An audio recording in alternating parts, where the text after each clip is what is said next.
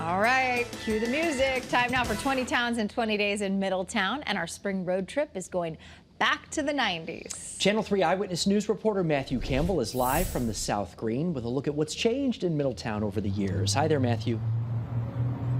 Hey, Mark and Aaron. You know, a lot has changed in Middletown, but a lot has also remained the same. You know, Middletown is diverse and eclectic, but when you look at the schools, that's where a lot of graduates really see the changes.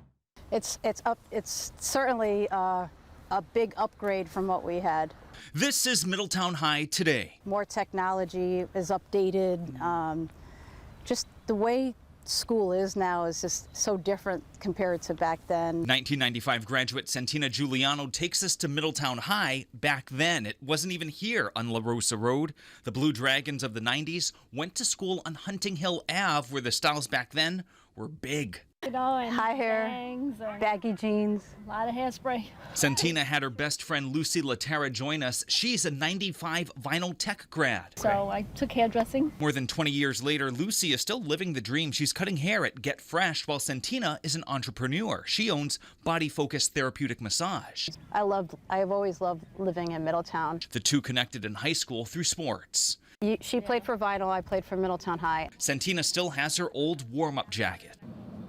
There was a soccer ball in the middle, Middletown soccer, all faded, class of 95. Back then, we didn't have social media, we didn't have cell phones. We got together at parks and played basketball and soccer. When they weren't on the soccer field, you could find these teens at their favorite hangout spot. Cafe Sicilia. Cafe Sicilia. The old cafe on Washington closed in the late 90s and is now home to Salsa's 3.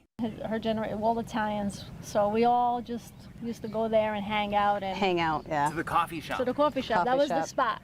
This is how they'd get there. I started with a 91 Mercury Topaz.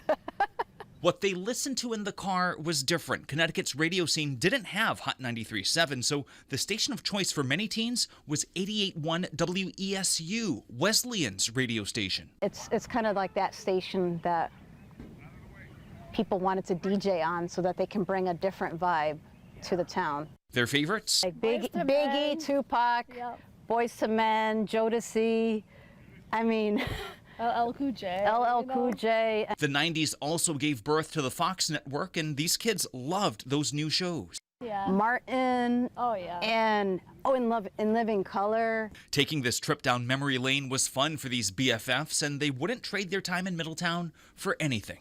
A lot of people do not want to revisit their high school years, but I don't know, I wish I can kind of do it all over again. And now, Middletown sounds like a fun place to grow up, and it's also fun for grown-ups. Coming up at 6 o'clock, we're going to have a Mercy grad take us through town and show us what she enjoys to do now. And